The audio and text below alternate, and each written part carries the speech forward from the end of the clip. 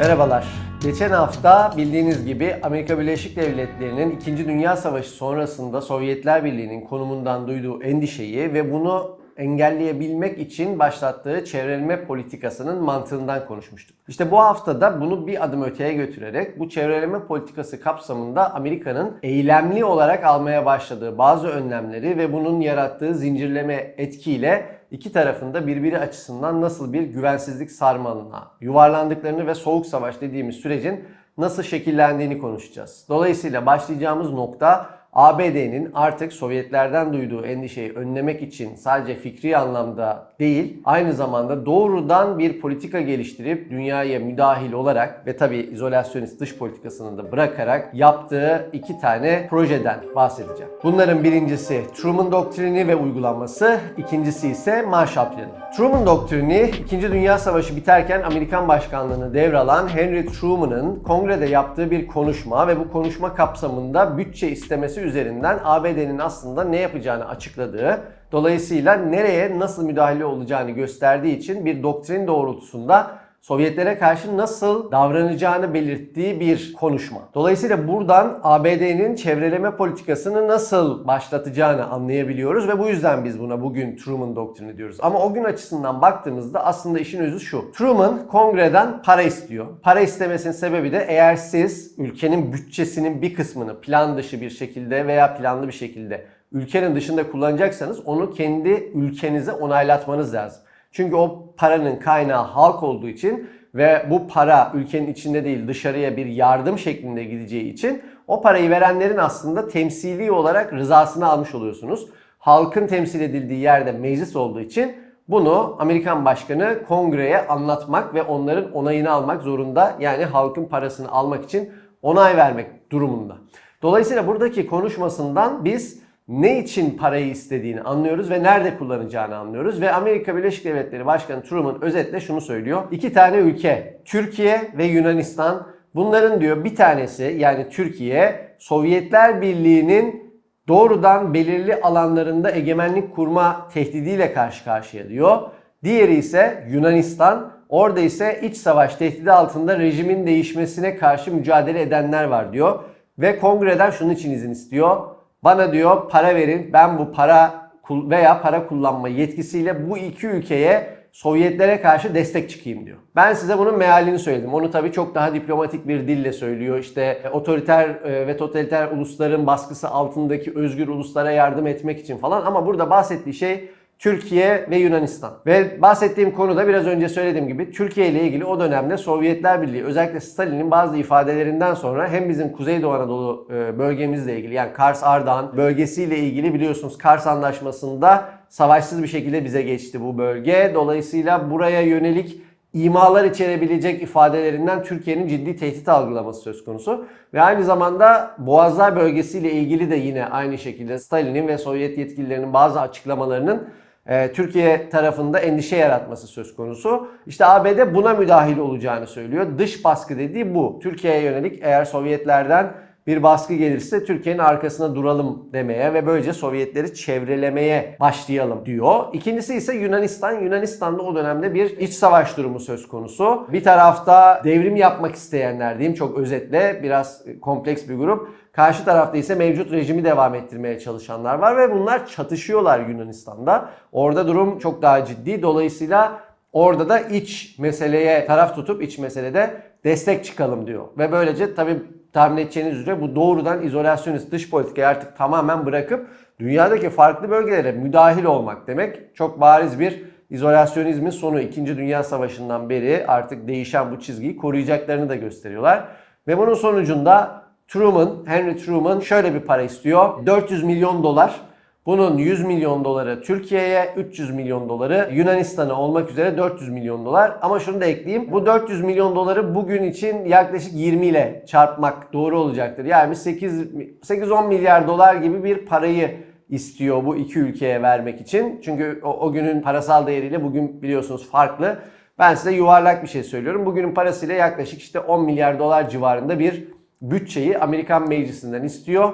bu iki ülkeye vermek üzere. Şunu da ekleyeyim. Bunlar doğrudan parasal yardım olmak zorunda değil. Örneğin Türkiye'ye gelenlerin büyük bölümü askeri araç gereç şeklinde geliyor. Bunu da eklemem lazım. Yani o değer karşılığı bir mühimmat da verilebiliyor. Ordunun modernizasyonu için yapılan çalışmalar da olabiliyor.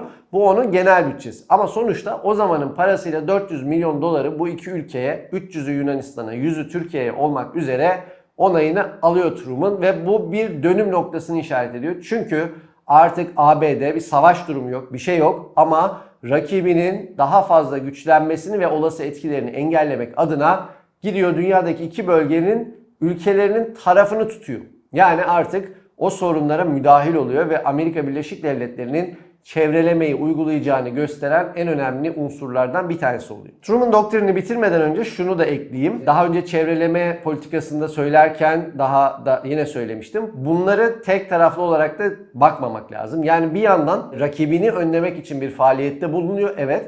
Ama aynı zamanda kendi hegemonyasını genişletmek için de yapıyor. Yani bunlar bir paranın iki yüzü gibi. Bunların bazen mesela Truman doktrini Türkiye'yi ele geçirmek için yapılmıştı diyenler de var. Hayır, bunun hiç ilgisi yok. Sadece Sovyetler Birliği'ni engellemek için. İkisi de bana göre yanlış. Çünkü zaten süreçler böyle ilerlemez dünyanın hiçbir döneminde, hiçbir ülkesi için. Birini yaparken tabii ki diğer çıkarını da olabildiğince maksimize etmeye çalışır. Dolayısıyla burada evet Truman doktriniyle beraber şunları da eklememiz lazım. Bu Amerika'nın rakibini engellerken kendi etki alanındaki hegemonyasını güçlendirmek için kullandığı bir araç bu. Doğru. Örneğin bir taşta şöyle 3 kuş vuruyor.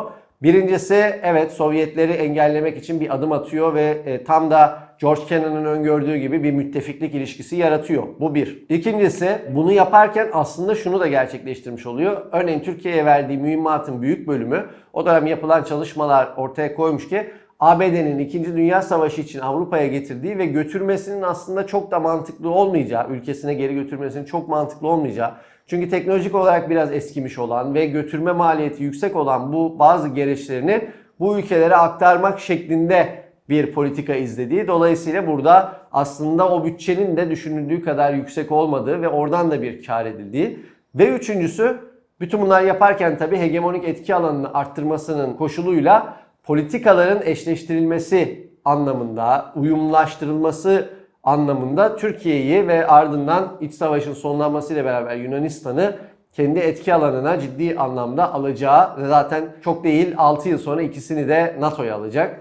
Kendi etki alanını iyice alacağı ve Sovyetlere karşı tutumunu iyice keskinleştirmesini sağlayacağı bir ortamı ortaya çıkarıyor bu politikayla. Yani bir taşta üç kuş. Truman doktrini biraz önce anlattığım gibi işin birinci adımı. Fakat bunu bir adım ileriye götüren ve çok daha büyük bir bölgede gerçek anlamda o çevrelemenin karşılığını veren asıl proje Marshall Planı. Marshall Planı'nın mantığı şu, bu da George Marshall'ın Harvard Üniversitesi'nde yaptığı bir konuşmayla ortaya konulan bir plan. Burada malum bu dediğim yıl zaten 1947 konuşmanın olduğu tarih, 48'de uygulamaya geçecek. Fakat bahsettiğim yıl 2. Dünya Savaşı'nın hemen sonrası. Yani Avrupa yanmış, kül olmuş, birbirlerini bombalamaktan ülkelerini dümdüz etmişler, milyonlarca insanlarını kaybetmişler vesaire. Dolayısıyla ABD diyor ki biz bu ülkeler başta olmak üzere dünyanın kalkınmasına yardım etmek için bir fon oluşturmalıyız.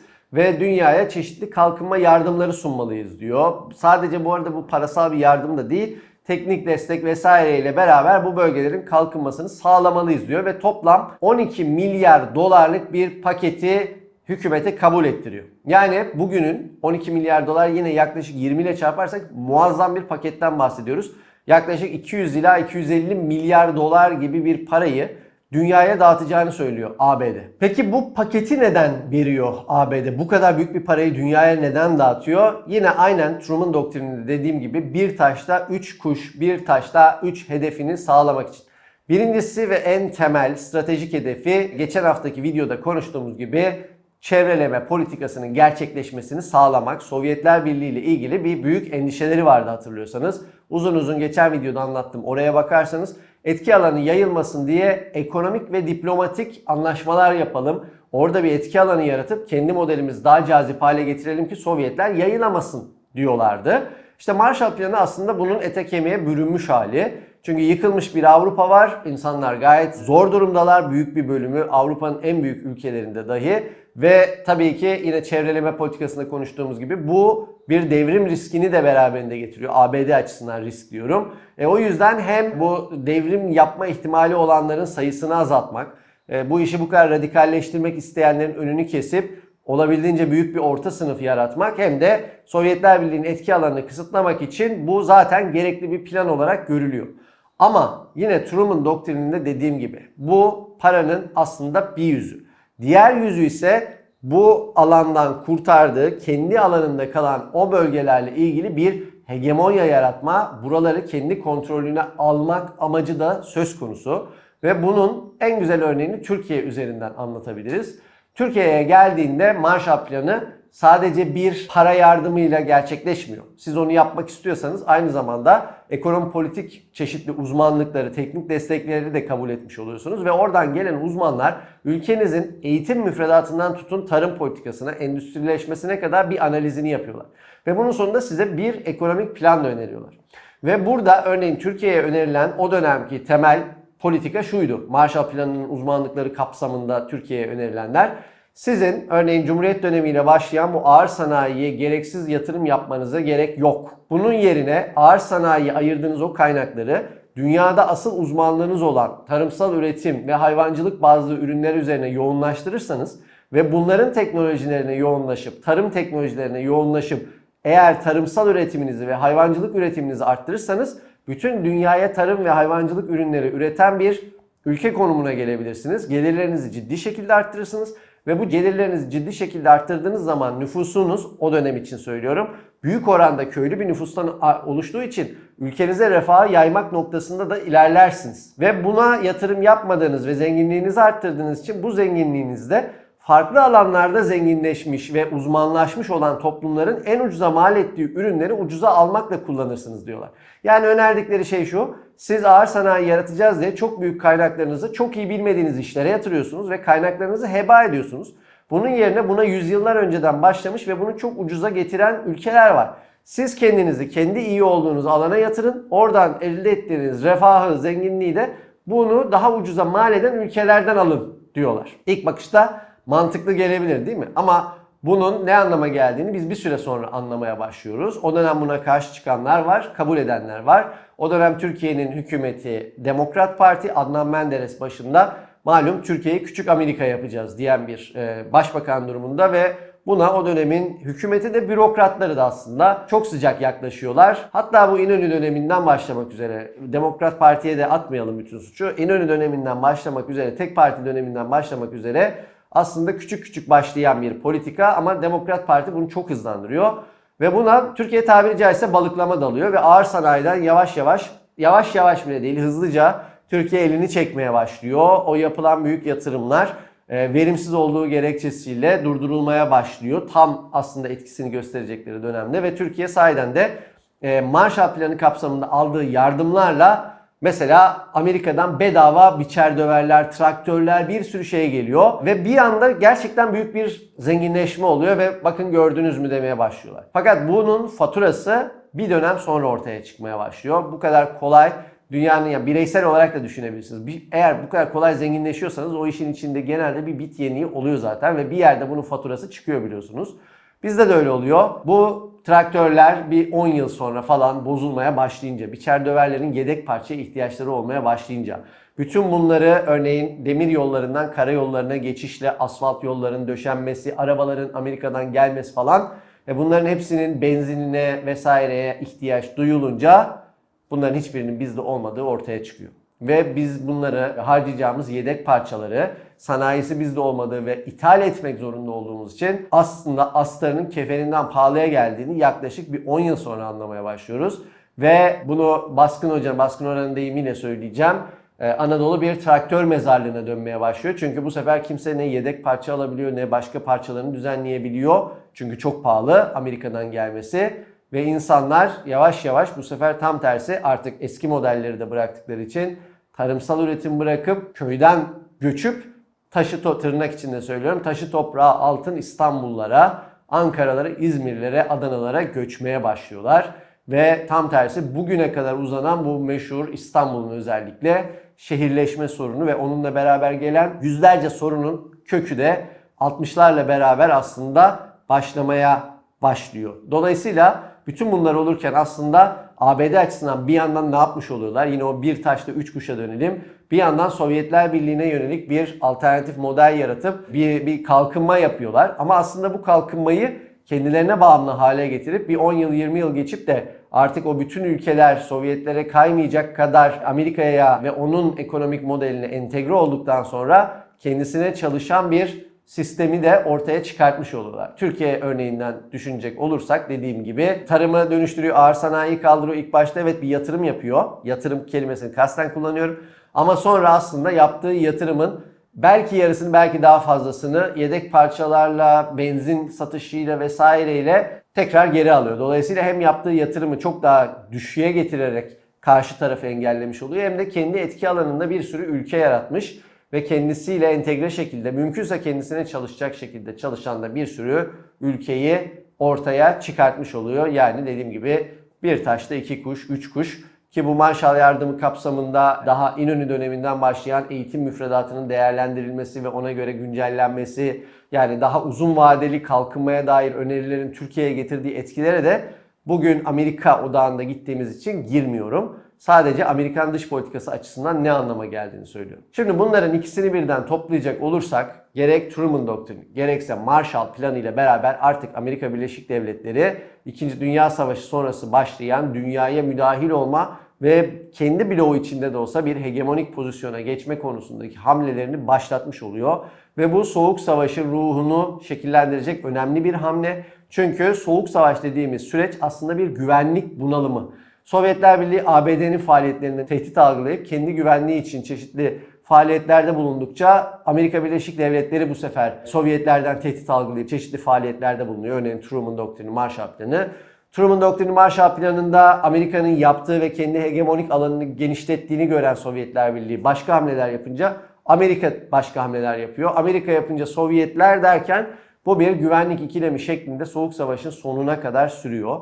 Ve dediğim gibi Truman Doktrini ve Marshall Planı'nın artık bir eylem olarak ortaya çıkması Soğuk Savaş'ın başlangıcıdır bile diyebiliriz. Ve Amerikan dış politikasının artık dünyayı şekillendirme hedefine yönelmesi, izolasyonizmden çıkıp dünyada en azından o dönem için söylüyorum Batı bloğunu şekillendirip lider ülkesi olma yönündeki eğilimini başlatan hamle oluyor diyebiliriz. Ve bunu asıl ivmelendiren ve Soğuk Savaş'ı gerçek anlamda o soğuk savaş kısmını iyice ortaya çıkaran hamle ise sadece bir yıl sonra gelecek NATO'nun kurulması. Ama onu bir sonraki videoda inceleyeceğiz. O yüzden bugünkü vaktiniz için teşekkür ediyorum. Haftaya NATO ile görüşmek üzere.